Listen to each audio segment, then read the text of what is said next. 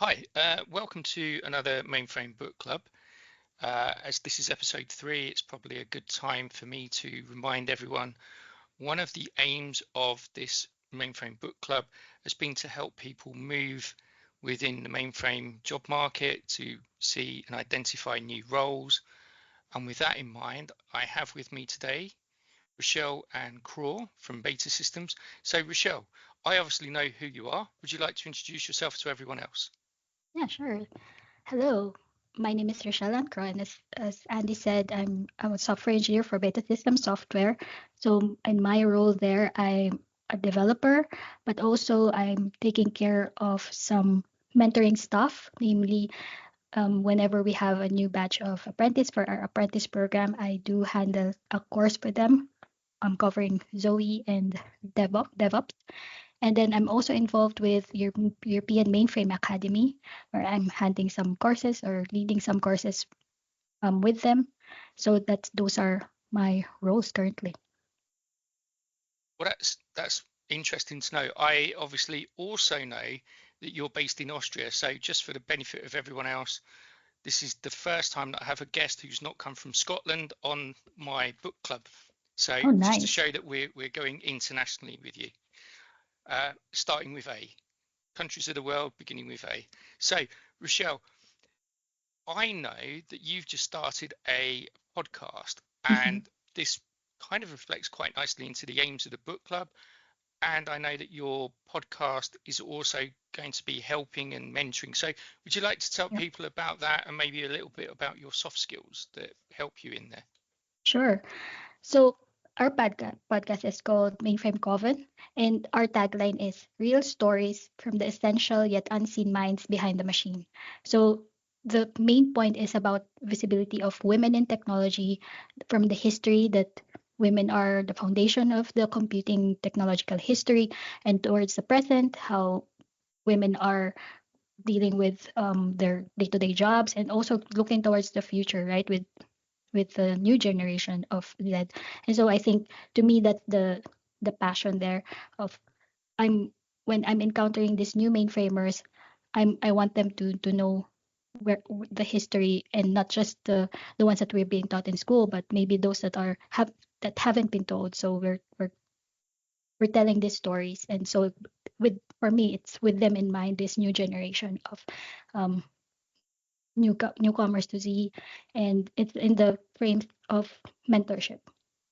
Yeah. Yeah, So and mhm, I was just going to say this is really interesting because your podcast, and I looked at it and I know a little bit about it because we spoke.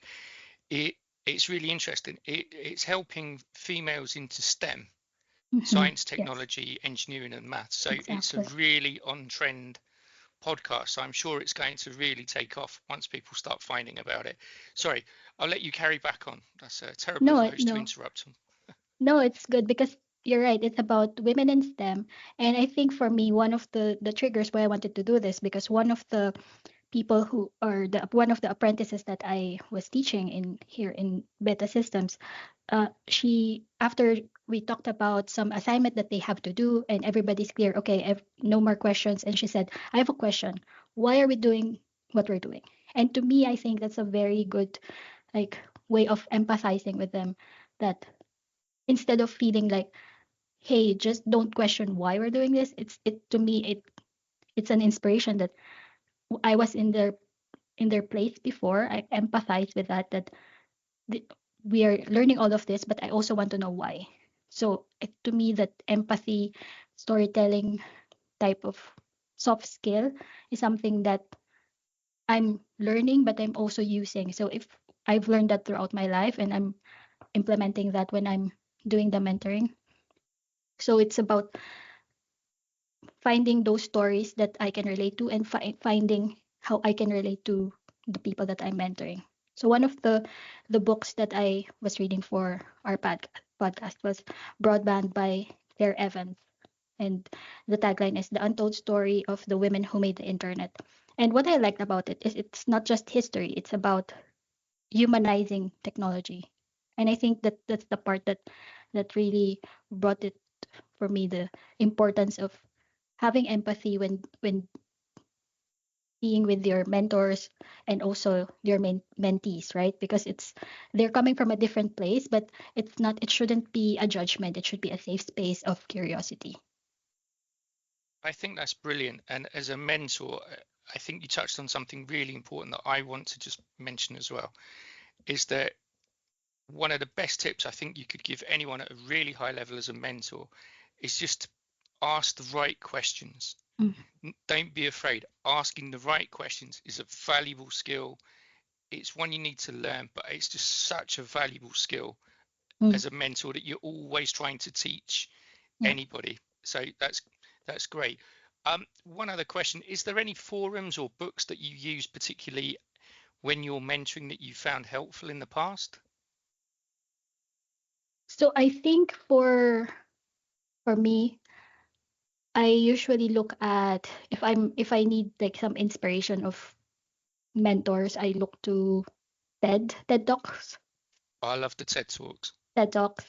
I also follow Melinda Gates in LinkedIn, so I do follow some of the people who are advocating for mentorship, particularly mentorship of women or those highlighting diversity and inclusion and so on. But in terms of the TED Talk, one of the talks that I still remember to this day is um, the title is "The Power of Yet" by Carol Dweck, and Yeah. what she was saying was, instead of saying I'm not good at Python, say I'm not good at Python yet.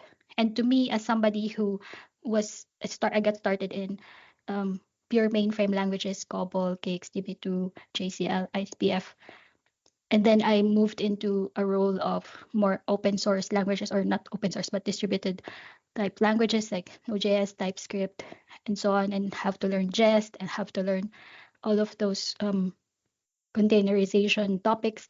So to me, um, it was daunting at first, but also I'm a naturally curious person, so I took that as I don't know this yet, and so it's instead of being intimidated by it, I took it as a learning opportunity, and to me, that's what I kind of want to convey as well to people who I'm teaching. Like my ABC is that always be curious, right? Oh, I love that. Yeah. So it's just be curious. Like it you don't know this yet, but you will if you are interested in it. And I think the the way I think of it is you would be curious if you know why. Why are we learning this? Why is it important in my job? It's not just something, oh, I learned this and then that's it. But to me personally, why is it important for me to learn? And so yeah. I Oh, think that mindset has been stuck in my mind for a long time. I really love that. And I'm going to throw two more names out there for everyone as well, because Catherine Dupont from the IBM Champions Program has been really great at helping people who want to mentor, and she offers lots of advice. So she's a great person to connect with. And I think another person who I know personally, and I think as an organization needs a shout out, is Chelsea Davey, who set up the National Mentoring Day that we now see worldwide.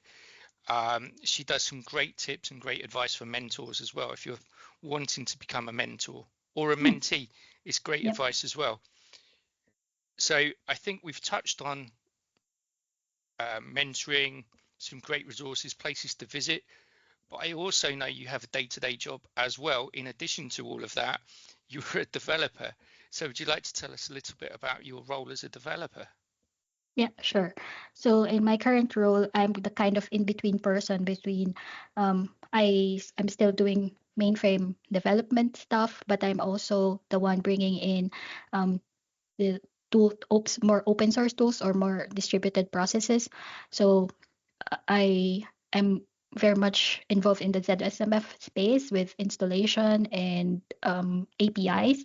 So one resource that I use is the ZSMF Community Guild. So they host a series of talks um, just to keep updated with what's happening in that space. And the people who are leading that are actually the ones that develop, or if not the developers, the decision makers for that. So it's a community as well where you can ask questions and also sort of influence where it's headed. So if you're interested in that, I think they have a list of I think 30 something talks already, and it's all recorded, so the presentations are there for you to catch up. Yeah. And Yeah. I was going to mention, is it the Mether that also does the open for IBM, who does open It, tools for IBM as well? And the Mether is another mm, person that I'll just mention yeah. Yeah. for So everyone. it is hosted by IBM, and it's a specific ZSMF community guild. And Hmm. then as I'm also involved with Open Mainframe project with Zoe in particular. So to me, the way I catch up, if I don't have time within the week to go to a lot of the meetings, is I make sure to pin in my calendar the system demo. So once every quarter, I think Zoe, they have the system demo. So if you want to know where Zoe is headed, for example, you can attend that as a stakeholder. Or if you want to ask questions, I think the best way is through Slack. People are very active on Slack in the Open Mainframe Project Slack. So that's another resource that I use often. And I think one thing I'm going to say here, although the title is a Mainframe Book Club, Hmm. from talking to various people now, Kev Milne last time, in preparing the Mainframe Book Club in a peer Hmm. review, what I'm hearing a lot of is people are using alternative resources. You've mentioned Slack. I heard YouTube last time. Right. I've actually heard from one of the IBM ambassadors that they've never read a book, but they get an awful lot of information and value from YouTube, from forums, and taking part and asking questions. So I think there's a role now for not just books, but also Hmm. YouTube, communities, forums, and hopefully as part of this Mainframe Book Club, we'll identify all of those, and this will help people to find all of the resources that's out there, because it is sometimes tricky to find them. Correct. So this has Yeah. been really helpful. Um, I don't want to take up all your time because I know you're really busy, but thank you so much. Is there anything else you feel that we should mention? Because we've covered quite a bit. Is there anything you feel that I could have asked as a bad host that I am, and you know me No, well? I think it's also important if we're talking about like alternative ways of like finding resources. I think LinkedIn is also valuable. Like there are lots of newsletters that you can subscribe to. Um, Also, for example, I use VS Code almost every day. So if I want to learn something about where VS Code is going, I follow their page, for example, and that's how I see system demos.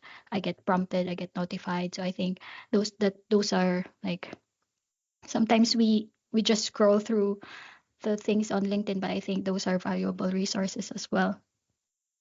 You know, as a host, something I didn't think I'd do, but I'll throw in something as one of my own suggestions, which is when a lot of the vendors do product updates and they do webinars, Yeah. anytime you get a chance to attend those, they're really good, because outside of the GSE events and some of the bigger events, just the product updates, you've got a great chance to Correct. speak to the people that really know the products. They'll present it to you, and then you can ask questions afterwards. And they love that because it Mm. shows engagement, and people really enjoy to actually be asked the question. So Yeah. please, if you go to one of those webinars, ask a question. I know people love to hear the questions at the end. Exactly. And then also the feedback, right? Because the reason the webinar is more open forum is because it has to be two-way. Like we've shown you this, what is your feedback? And that would dictate the roadmap for us. So I think it's very valuable to participate in those for sure.